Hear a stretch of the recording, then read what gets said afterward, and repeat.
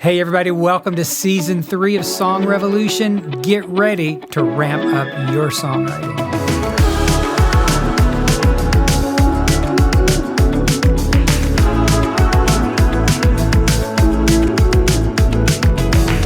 Hey everybody, John here for the Song Revolution podcast. We have a great show for you today. My sweet friend Galen Crew is here today. Really excited to share his story, talk about his production. This is a guy that's gone viral in China. If you go viral in China, that's a big deal. Hundreds of millions of streams of his wonderful songs. We're going to talk all about that, some of his work, his inspiration behind his music. And as always, go check everything out at Nashville-raised, where we have all that you need to fulfill your calling, we believe, to write great songs for Jesus. So thanks for being here today.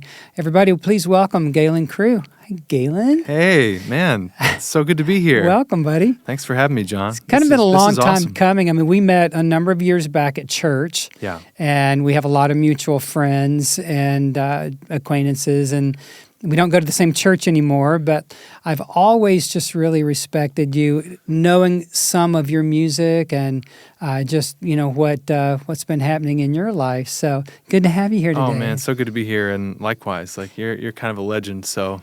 In my own mind, anyway.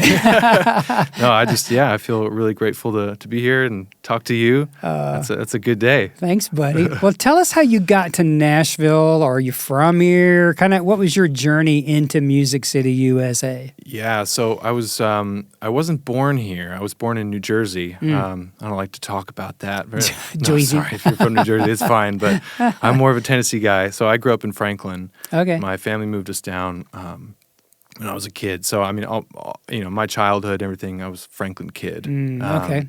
So I didn't move here for music. I was kind of already immersed in it. And I can remember there was an apartment complex that we lived in Franklin at one point when I was like in middle school. And I can remember the guys from DC Talk. They had a friend that lived there, and they were at the pool that I was at one day. I just cool. I was like hanging out with the guys from DC Talk, and they were like, I remember Tate was throwing a football, and I was like jumping into the water and catching it. And I was like 11. That's crazy. So I feel like the whole Christian music world, I was kind of in close proximity to it and didn't have to like move here to try to meet people. I just grew up in it. Do you think that's kind of unusual, or? Because so many people move here, as well as I do. Every wait staff person you meet, every Uber driver is an aspiring songwriter of some kind. Do you feel like it's unusual to have homegrown talent? Yeah, I think, and I probably would have been one of those people if I hadn't moved here as a kid, Mm-hmm. But yeah, I would say it's probably the exception. Mm-hmm. Meeting people in music here that grew up here. It does seem to be the exception. But in the end, I was thankful because it wasn't a huge life change for me to kind of slide in and start, working as a musician as my job. Just this was my home and my family's here, so yeah, that's amazing. So I'm thankful for that. Yeah. So you're married and have a little girl. Yeah, 2 that's years right. Old. Mm-hmm. Yeah, my daughter just turned 2. Yeah, isn't that fun? I love it. It's wonderful. She's talking a lot, and yeah. It's Don't blink, buddy. Just don't blink. Our daughter is almost 32. Yeah, so it's crazy. It just goes by so fast. It's a lifetime. Everybody says that, and then I'm realizing it's because it's true. It's true. All those sleepless nights, if you're still having those, and better now. Yeah, sleeping through the night. Mm-hmm. Well, yeah, it's good. Yeah. And your daughter too, not just your wife. Oh, right. Yeah. Everybody's sleeping now until we have another one. Yeah, there's nothing worse than sleep deprivation. Yeah. It's just, like you're just going crazy. Exactly. Yeah. So what was your musical upbringing? Because your music, as we're going to talk about in a few minutes, is really a little bit, I mean, I say unusual, just your themes and kind of how you go about it. What, how did you know you were drawn into music, and what was some of your early musical training? Yeah, I mean, so my granddad was a jazz musician in Manhattan, and I think I got the musical gene or sensibility from him. So very different musical lane than anything that I was interested in, but I think that natural ability might have come from him. My parents aren't musical at all, like zero. Skipped a generation. Just, zero. They're very supportive, but so I think from an early age I realized I had that natural affinity for it, but I was just kind of goofing off on like clarinet and keys and stuff, and just never really taking it that seriously until I picked up a guitar. And right around the time I picked up a guitar, my parents got divorced, and for me that divorce and like your family kind of imploding and just as a kid, I was like 10 at this time, that was so emotionally jarring that I think it pushed me more towards music as like an outlet and as a release. So me learning the guitar kind of coincided with that, the parents getting divorced, family splitting up, and I started writing. And I think that's where I realized what music could be. Even at 10? Yeah. Even at 10? 10, wow. 11, I was writing songs. And they were all kind of this, processing emotions and trying to make sense of it. Do you remember any of them? I do, yeah. There was a song. Sing one? Oh, I don't know if I can sing it, but there was a song I wrote called "Still Got You," which was like, like in 6th grade, and it was about if everybody else leaves or if I can't count on any person, I can still count on you, as in the Lord. Like to be with me, to be my friend. Wow. And so I look back at that as like, I'm kind of still the same now, maybe just a little bit more mature in how to use the music as a tool and as a craft. But that point of connection and meaning was like, you're processing things, trying to turn it into something meaningful, maybe even something encouraging that helps you, be productive and helps you kind of get this out, and it's healthy, but then encourages other people too who maybe don't have the ability to express, what they're going through in writing. Yeah. So I look back at that as like, okay, that's where it started. Well, can you sing "Still Got You," the chorus? Honestly, I haven't even thought about it in years. Well, let's come back to that maybe. I don't know if I remember it. Yeah. It probably wasn't that good, so probably not even worth hearing. Well, I was an aspiring poet in grade school, and I remember writing a whole collection of poems in the 5th grade, and it was called Poems of the City Works, whatever that even means. Sophisticated. And it was very sophisticated, and my lead poem was Dream of the Star-Spangled Cauliflower. My goodness. I know. I was a little psychedelic. I mean, this was the 60s. This was the 60s. Yeah. Oh, yeah.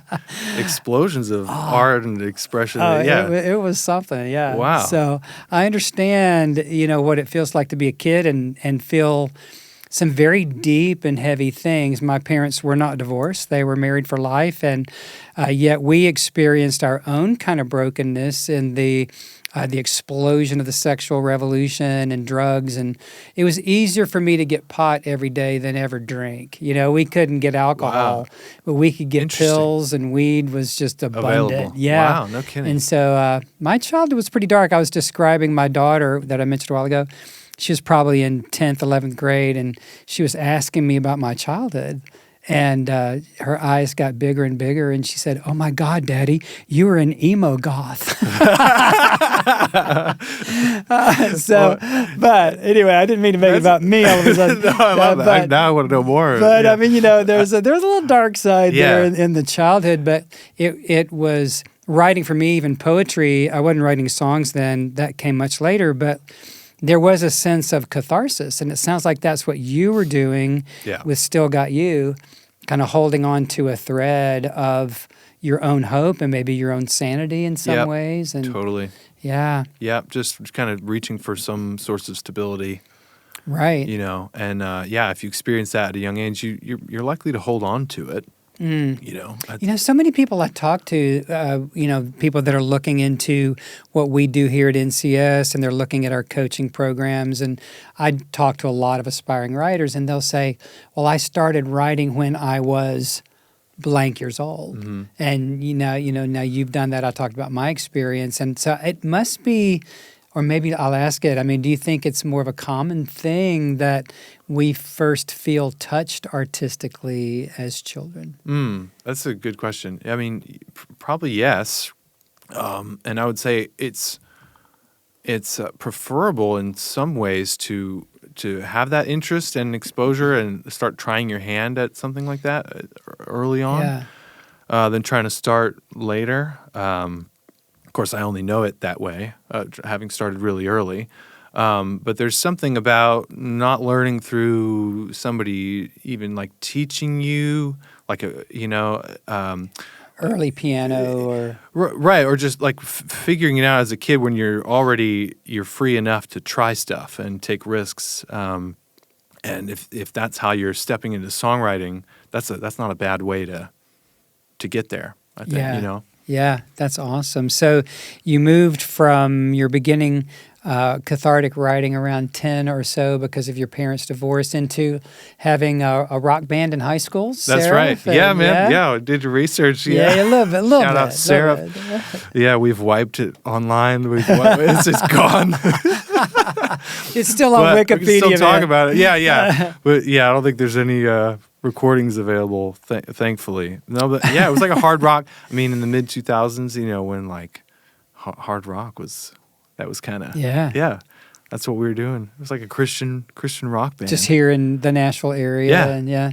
And I mean, we played shows around town, and during this time I was just the main songwriter and the guitar player. Oh, okay. I wasn't singing, and eventually I found my voice. That's kind of its own story, but I'm not wired as like the guy who, like a front man. No, not me. No, I don't even enjoy performing. I don't like it. I have to really kind of psych myself up to get on stage. It's like my comfort zone is the studio and writing, creating, producing, that kind of stuff. So I always liked being the guy, guitar player, write the songs, kind of the creative mind behind it. But I didn't want to be singing in front of people. I didn't want the focus on me. So that was a big part of my journey. Eventually realizing when I had certain ideas for my solo stuff, kind of around college, and then that's where I was like, I think I'm gonna have to sing this if I want this to come to life. Yeah. But I'm not wired that way. That's so true. I mean, just for a side note here, we have been pretty much forced, and I'll say it that way, into developing our own artist here at Nashville Christian Songwriters because it's so hard to go get Lauren Daigle. Lauren Daigle won't take my calls and let me go pitch songs to her, right?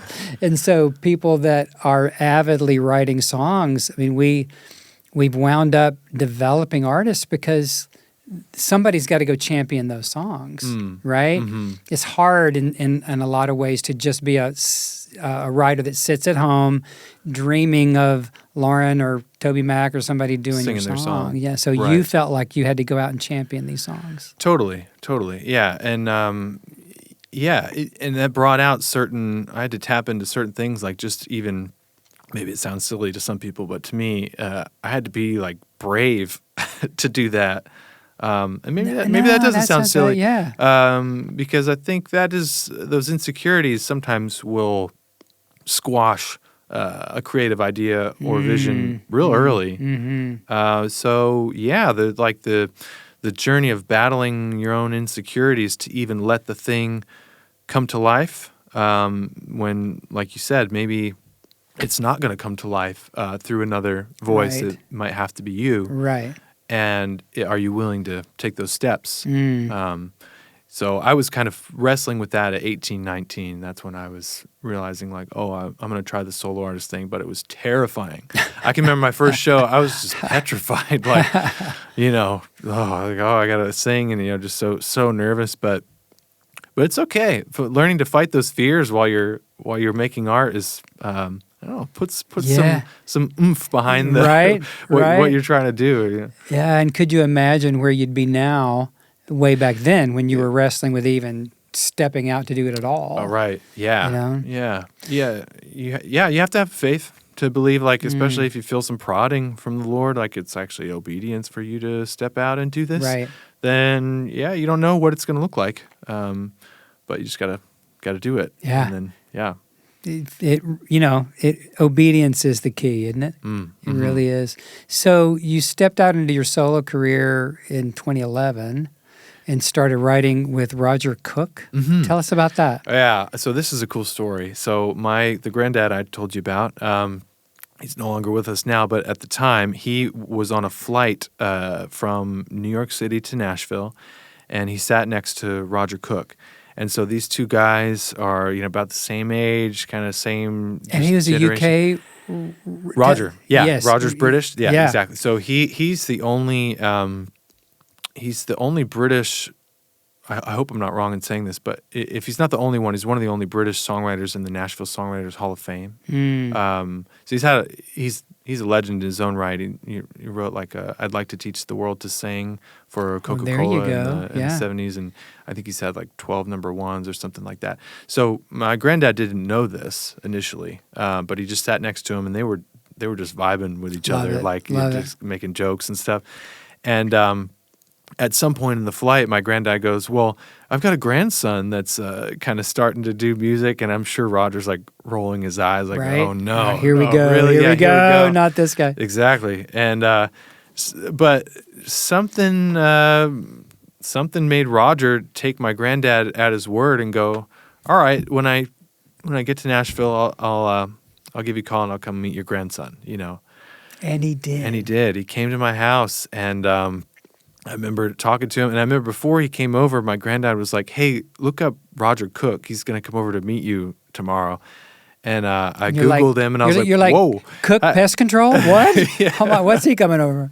I mean, at this point, I wasn't working with anyone right. of this notoriety. So, yeah, I mean, he was working with George Martin at the same time the Beatles were. Wow. They would pass each other Wow. coming in and out of the studio. So just already the richness of experience and just the wealth of knowledge. I just want to talk to him, But then we met, and I gave him a little. This is back when CDs were not obsolete, but I gave him a little CD of some demos I'd made, on GarageBand. They were terrible, just awful, kind of mix of shame and hope. But he listened to him, true. and then he called me a few days after that and was like, "Hey, Galen, I listened to your demos and I hear something there. Would you like to write?" And I was like, "Yes." God. Oh my gosh. So he invited me over his so house, cool. and I'm actually filming a music video with him tomorrow. You are at his house, Oh and we're my giving gosh. little clips of us writing because, some of the songs we wrote ended one of them ended up going viral in China. That's fantastic. So I feel like Roger Cook has been one of the biggest gifts of my life. Absolutely, no doubt. And kind of an unusual intergenerational combo of just the age difference. I hope you can get him on the show with us. I'm sure he'd both love it. come back. Oh, you would love That talking would to him. be great. Yeah. Wouldn't that be great? You got to talk to him. That'd be sweet. Yeah. Okay, we just found out that Peter Frampton has a studio right behind us. Oh, no way. Yeah. Let's get them That's together. epic. Oh, Peter yeah. Frampton and Here we Roger. go. And, Things are happening. Let's go. This is great. This is great. So yeah. fun. I was at a Berry Hill City Council meeting last week, and there's Peter Frampton. And So Pete. Yeah. Isn't that crazy? That's awesome. So what a serendipitous thing that your grandfather would wind up on a transcontinental flight with Roger Cook and hook you up. Yeah. How crazy is that? It is crazy. I've thought about it a lot. Wow. The biggest breakthroughs and gifts in my musical journey were never because I was so clever or even working so hard. There's people that are more clever and harder working than me. Talk about but grace. stuff like that. Yeah, it just That's I didn't. so good. That was a total gift. Wow. Well, I'm going to take a quick break and talk to the folks about something here in just a moment. But I want to come back and talk about more of the songs, talk about Sleepyhead, talk about China just a little bit, and about what you're up to. Yeah. All right, we'll be right back. What would it feel like to have 52 weeks of access to the right people in Nashville? People who've been making music for decades. People who can answer every question that you have about what pro-level music making is all about. Well, you can get that and more by joining NCS Community. Our community is a group of worldwide dedicated Christian songwriters who want what you want, to glorify God with your gifts and to get your music out there. I hope that you'll consider joining NCS Community today. Okay, we're back and we're talking with my friend Galen Crew, who has had a pretty incredible songwriting journey. Grew up here in the Nashville area, which is unusual for musicians that you meet around town, and had a serendipitous connection through his grandfather with British songwriter Roger Cook, and that opened up a world of music for Galen. And so I want to pick up with you, Galen, talking about kind of how you started to approach your songs. I kind of call them fairy tale or fantasy. They're like movie scores. I could see anime depictions. You have the Sleepyhead. You've got that animated video. I want to talk about that. Tell us how you got interested in going that direction. Was that inspired with Roger, and or how did you wind up not writing the straight ahead modern worship kinds of CCM? How did you sidestep that? I love that. No, yeah, I think a lot of what inspires me the most is it's not even in the realm of music. It's more, the sweet spot for me when I get really just lit up in my own head is stuff like Lord of the Rings, of course, or C.S. Lewis, or the fairy tales that Hermann Hesse wrote, a German writer in the 1900s. This kind of stuff just really, it sparks something in my head. And I just love the medium of using like fantasy imagery and fairy tales and story and these other worlds to first find the truths that are transcendent, but finding them through a vehicle like that is just filling your mind with beauty and inspiration. It's such an imaginative, rich connection point for basic truths of the world and humanity, like myths. And myths are they're not untrue, they're always true. They're true. And digging through them and unpacking the symbolism and the truth in it, I just love that vehicle. And so it's like, can I do that with music? Use music and these similar fairy tale kingdom imagery to communicate more ideas and more truths instead of a just sort of straight on kind of a way. Right. I just love that approach to creativity, and so as an artist, that's why I realize I'm going to have to sing these things, because it's a little weird. Or it can be, I mean, it can be kind of dense. It's beautiful. It's beautiful weird. yeah. I mean, it's pretty weird, like pretty weird. Yeah, like sometimes when I get pretty out there, I'm like, this isn't commercial at all, but it's fun. And I also just, for me, it's inspiring. It inspires me. And so one kind of fun challenge in my own artistic musical journey is like learning to live in that space that inspires me, and just thinking about, I love like analyzing Lord of the Rings and thinking about what is this, what's true about the true kingdom of God, within this story, and how did he sort of craft it to show you that? Right. And so that's kind of some of what I try to do with my songs, or but even I've also written songs that are I think of them in my mind as almost like short story fairy tales, like the lyrics. Yeah. And this is also where Roger Cook deserves a lot of credit. I've learned a lot from him about how to write stories, like songs that tell a story, because he's really, really good at it.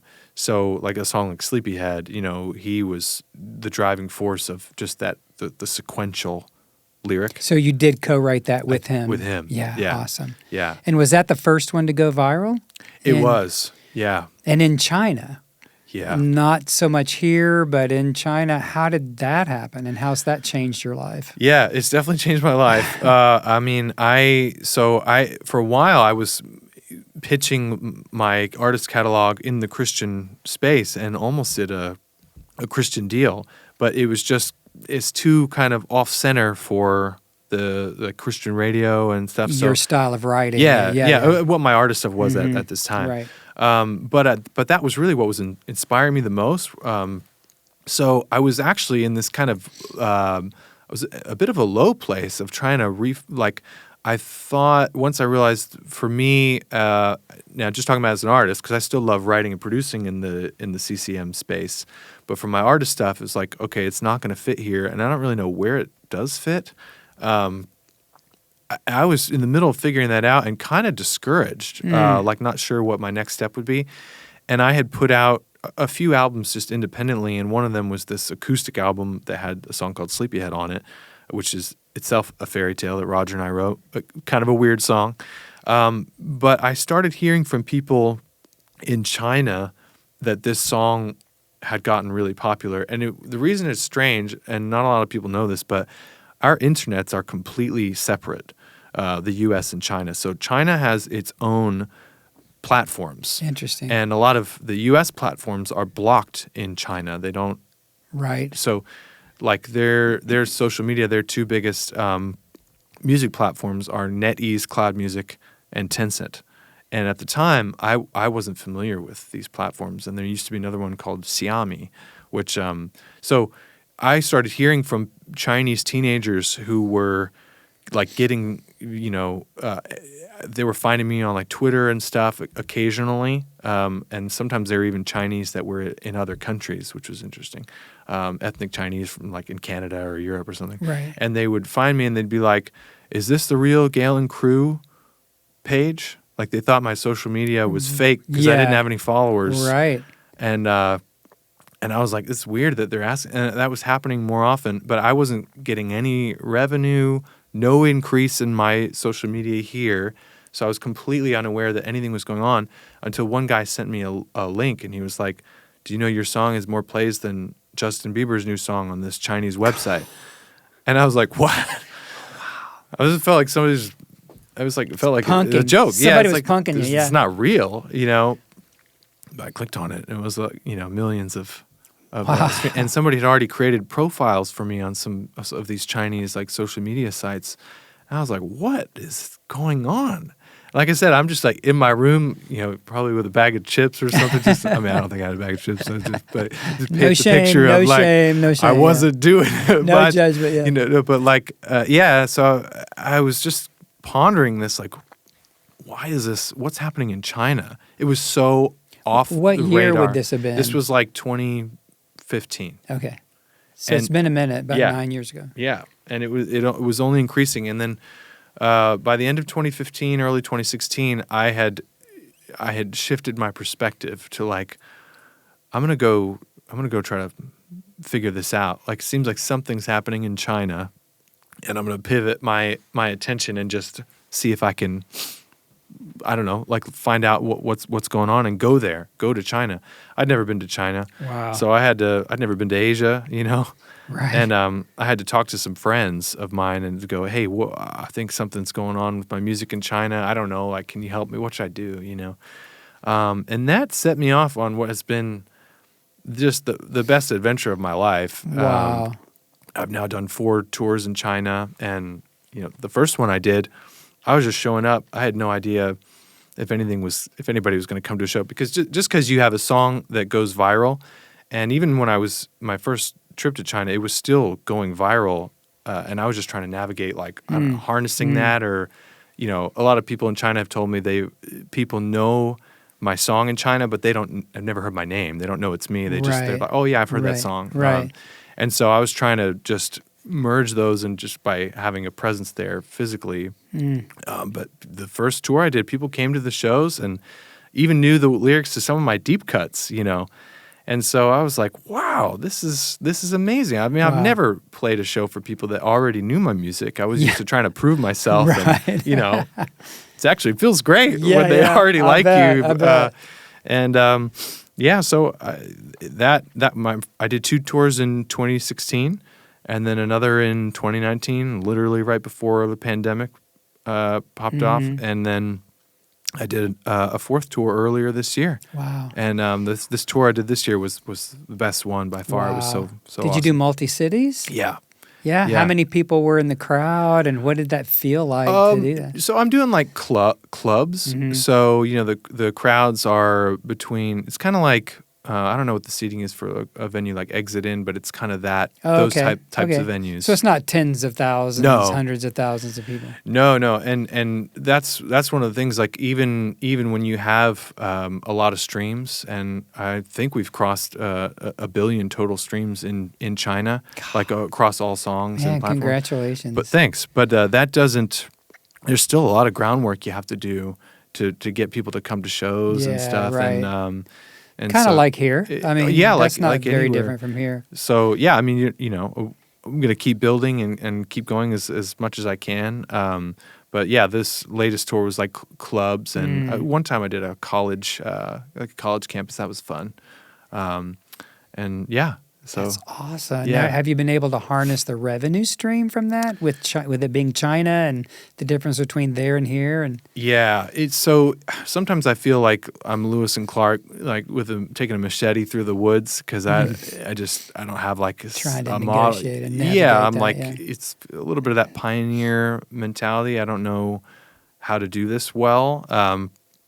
Initially, when the song was really going viral, I wasn't getting it because somebody had pirated it. And I didn't even mention that part of it, but somebody had pirated my song and uploaded it to these Chinese platforms. Yeah. I was wondering how it Yeah, got there. sorry. That's how it happened, because it was without my knowledge or consent initially. I mean, now I'm thankful that, of course, but I ended up, now I have a direct relationship with NetEase Music and their team there. They've got a great team, and there's a guy named Matthew Daniel that's kind of spearheading that. Kind of just improving relationships with independent artists who have had similar things happen. There's several other guys like me who didn't really have an audience in their home country but had a song go viral in China. Wow. And so it's getting better now, like it is monetized, and now Chinese streaming platforms don't pay as much even as like our streaming platforms. And you so know it's our like a platforms fraction. pay so much. Yeah, right, so much, yeah. So, you know, you really, I think you still have to go there and connect with fans and connect with people to really make the most of it.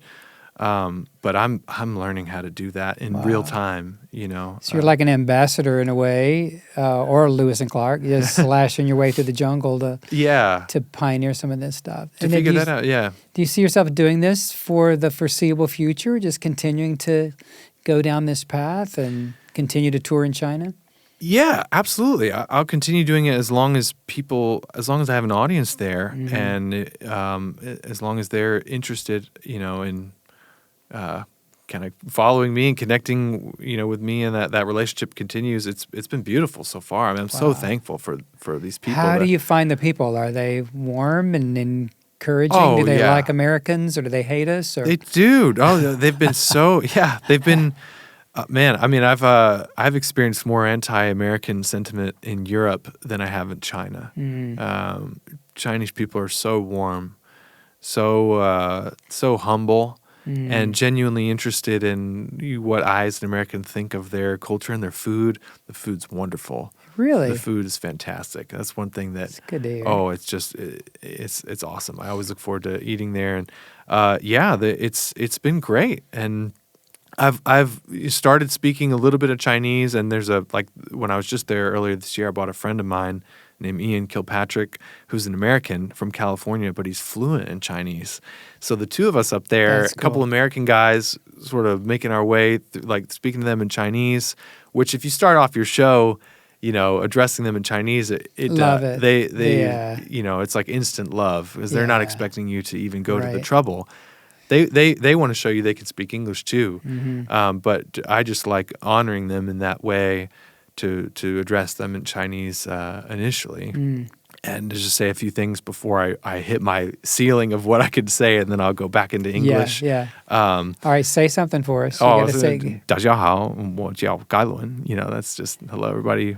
I'm Luke my name's Skywalker. Galen. I'm Luke You Skywalker. said I'm Luke Skywalker. Yeah, That's what you said. Yeah, Yeah, I heard it. exactly. You I heard noticed. it. You got. Yeah. So, I'll just like little things like that, and you know, just learning certain, like, you know, basic stuff, food, but my friend Ian, he's fluent.